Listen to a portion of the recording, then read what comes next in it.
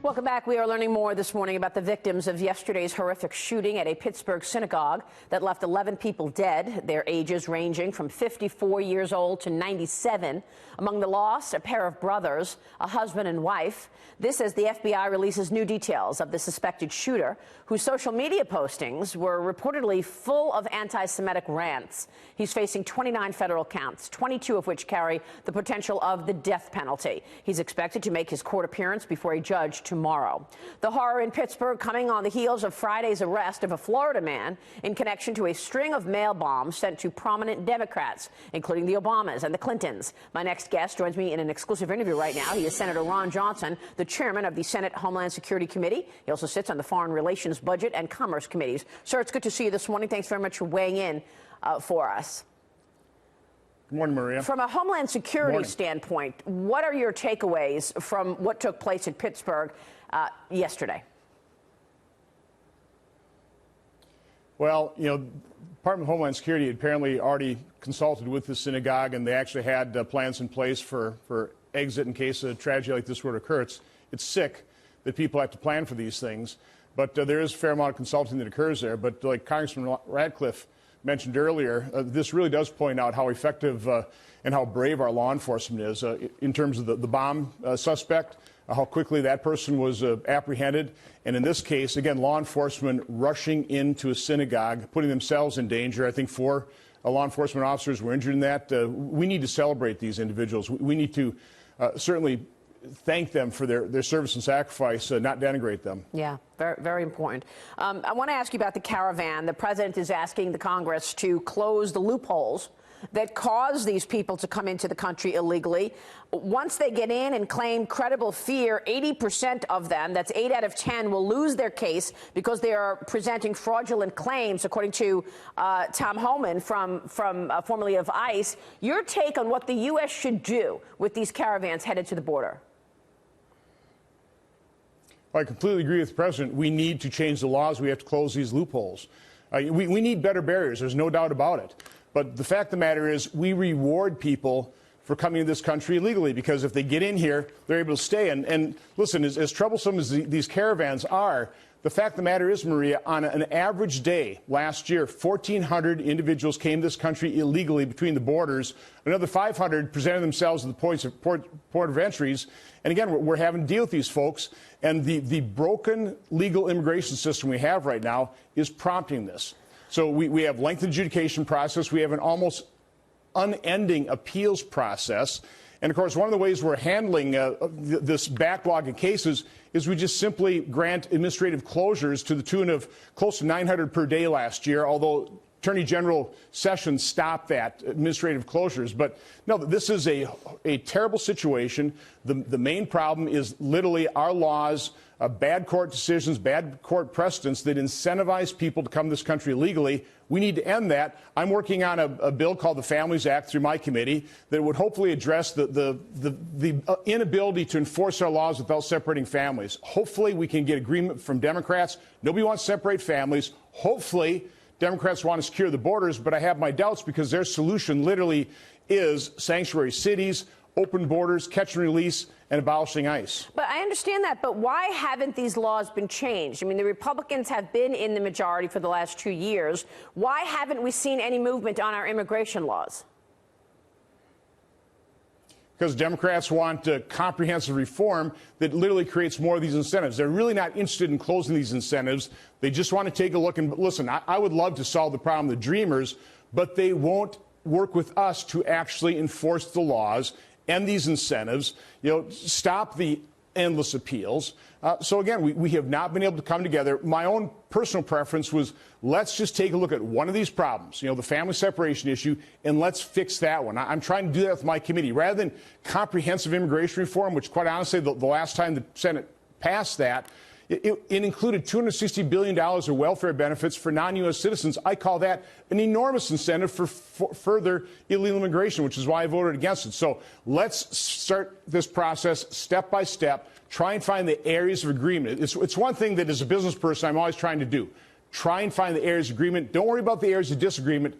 Find the areas of agreement and then try and fix these problems step by step. One word I'd like to, quite honestly, outlaw in Washington, D.C. is comprehensive. We do a terrible job of it. Yeah. You know, Maria, one of the things I've done, we've held almost 30 hearings on some aspect of border security. Okay. Frequently, when I start out those hearings, I list the laws that we passed to fix this problem. And then, as I list the law, dating back to the mid-'80s, I talk about the number of people in this country illegally, and it goes from 3.5 million to 6 to 9 to 10 to 11 to 12. We pass all these laws. It says we're going to fix them, but we never do because there's not a very good problem-solving process inside Congress. We need to start solving these problems. But you have to look at the reality situation. We just ignore the reality. What's the answer to the families separating in terms of changing that law? And which law do you think is the most onerous that needs to go? What's the worst one that you can just communicate to viewers?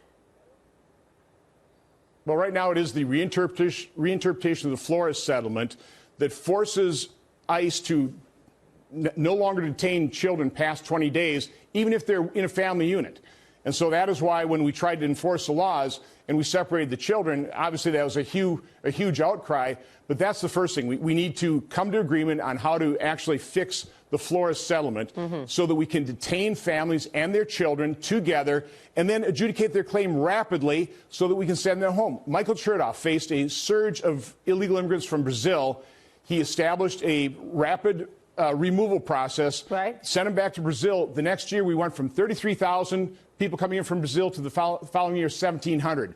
We need consequences. We can't reward people for coming in this country illegally. And right now, because of it, we incentivize families to come in, we incentivize unaccompanied children, and so we've had a huge surge of both those types of illegal immigrants. Right, because people do what you inspect, not what you expect. And, Mr. Chairman, I want to get your take on some of the other big, important issues going on, like this fight we are having with China and the vulnerability of our data, our cyber positioning right now. I had the opportunity to catch up with Larry Ellison this week on Fox Business, the chairman of Oracle. And, of course, Oracle is home to most, 90% of the world's large companies' data. So he is incredibly informed in terms of our positioning in cyber as a country. Here's what he said about the vulnerability of the U.S.'s cyber material.